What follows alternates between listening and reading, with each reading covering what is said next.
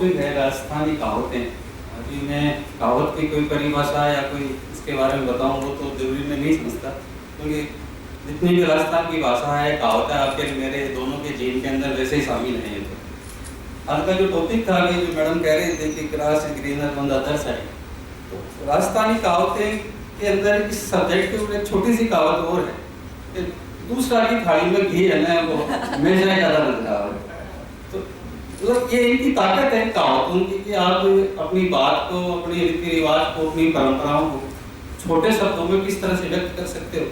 ये हमारी इस भाषा की मतलब सुंदरता है इस चीज़ की। मैं इसकी जो कहावतों की इसमें एक्चुअली में 2000 से अधिक कहावतें हैं उसके अंदर।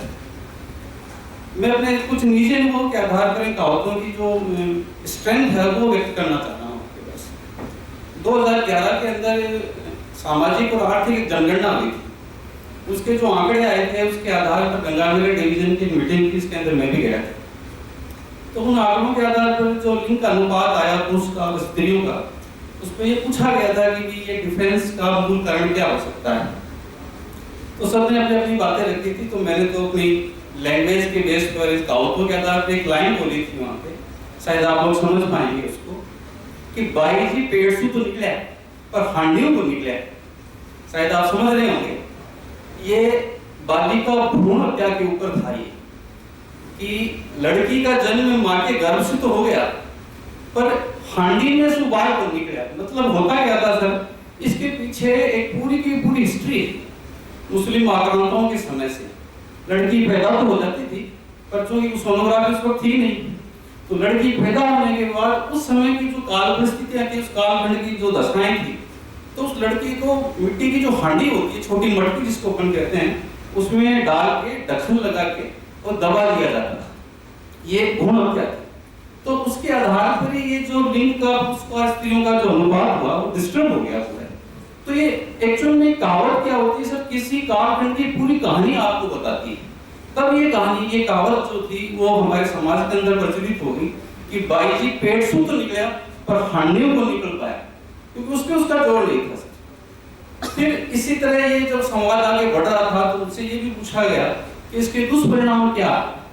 तो मैं इसमें से एक कहावत को अभी भी इसके अंदर है, मैं उसको कोट कर रहा हूँ आपके सामने। मैंने कहा कि साहब इसमें क्या है कि हरियाणा में, राजस्थान के अंदर इस लिंग अनुपात का जो दुष्परिणाम आया है वो भी एक कहावत के अंदर आपको मैं बताता हूँ, वो आप उसका विश्लेषण आप खुद ही कर लेना। तो उसमें लिखा होता है कि साहब मरना तो मर गयो पर हथलेवा में रह गयो। इसको समझना सब। हरियाणा के अंदर क्या है कि लड़कियां कम है, पुरुषों की शादियां नहीं हो रही, कुंवारे, जिसको हम राजस्थान में रंडवा कहते हैं, कुंवारे मर रहे हैं सब। तो इसके पीछे कहानी समझना है कि एक आदमी था जो कुंवारा था, मर गया, उसकी शादी नहीं हुई लिंग अनुपात की वजह से।